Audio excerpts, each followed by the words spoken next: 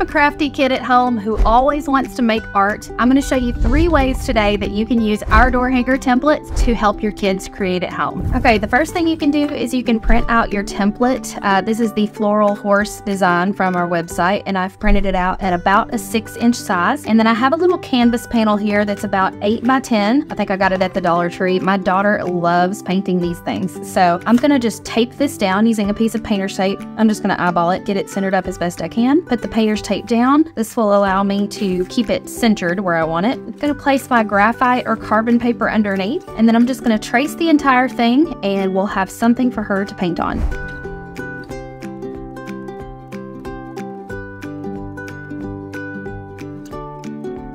Okay, once you have the entire design traced, you're going to flip your paper up, you're going to remove your graphite paper, and your design will be traced on the canvas. If you missed any parts, just flip it down and retrace what you need to retrace. It is recommended that you use a Sharpie because kids, just like us, can get kind of messy when they paint, to trace over these lines and make them really easy to stay inside of. Okay, now your design is ready for your child to paint.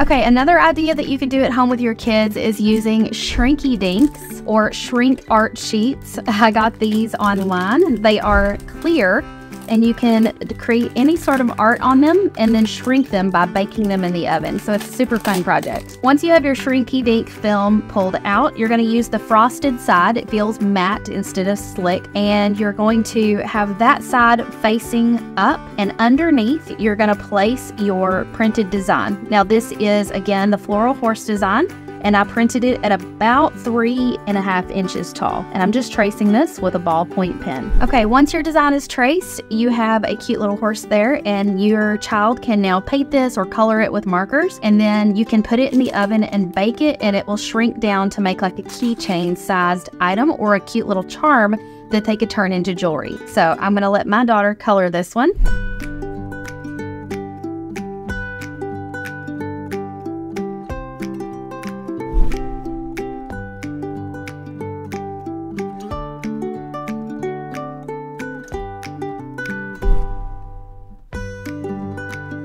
So this is how it turned out. I'm surprised with the rainbow that I didn't know it would blend. Cute, looks good. And for project number 3, you're essentially just printing out your design and using it like a coloring page. And they can use markers or crayons or colored pencils, whatever they like.